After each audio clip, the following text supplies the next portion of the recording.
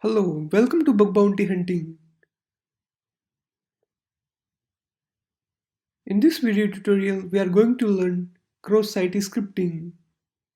Cross-site scripting is also called as XSS.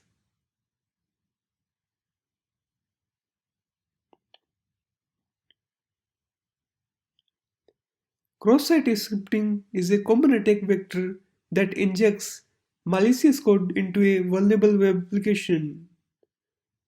XSS differ from other web attack vectors like SQL injection. It does not directly target the application itself. Instead, the user of the web application are the one at risk. Depending on the severity of the attack, the user account may be compromised, Trojan horse program activated and page content modified, and finally, session cookies can be revealed.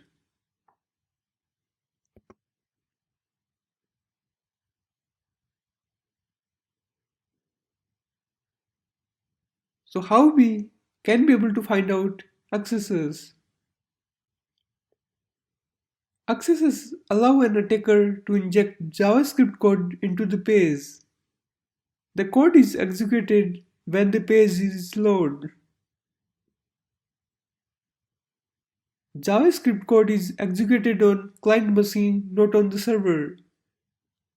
These are the three types of cross-site scripting. First one is reflected accesses. Second one is persistent, also called as stored accesses. And the third one is DOM-based accesses. We are going to see all of them in our practical demonstration. So how to exploit or find out accesses vulnerability?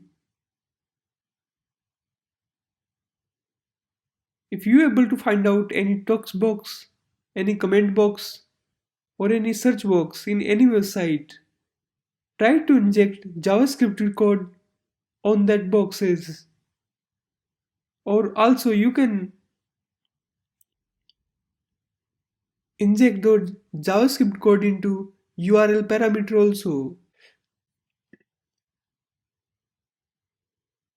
Reflected accesses.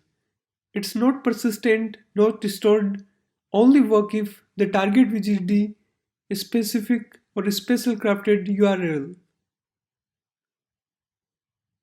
In the lab installation section, I already told you to install Metasploitable. As you can see, I already installed Metasploitable in my machine. Take care of it, just you should select network adapter as NAT. And also I installed Kali machine. Also take care to use network adapter as NAT in both of virtual machines.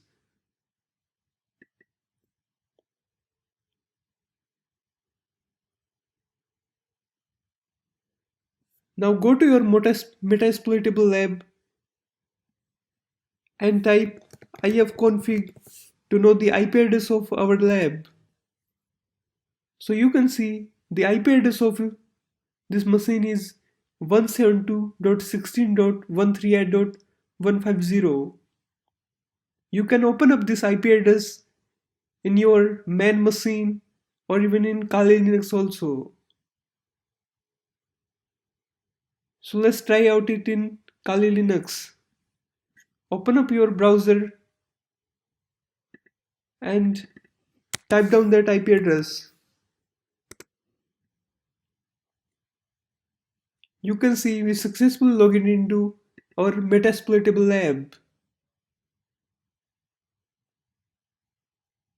Go to DVWA. At DVWA lab, username is admin and default password is password.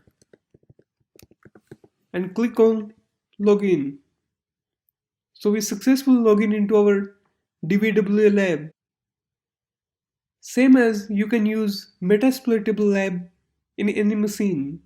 I stored my VirtualBox environment in my Mac. So I am going to open this lab in my Firefox browser. Open up your browser and hit down that IP address of that machine and hit enter. You can see we successfully logged into our Metasploitable lab in our main machine. Click on DBW as default username of DBW lab is admin and the password is password. So type down username as admin and password is password. Hit enter. You can see we successfully logged into our DBW lab. Go to click on setup here and create and reset database.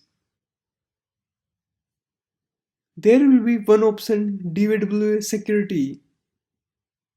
If you select low security, then your web application will be vulnerable to this attack.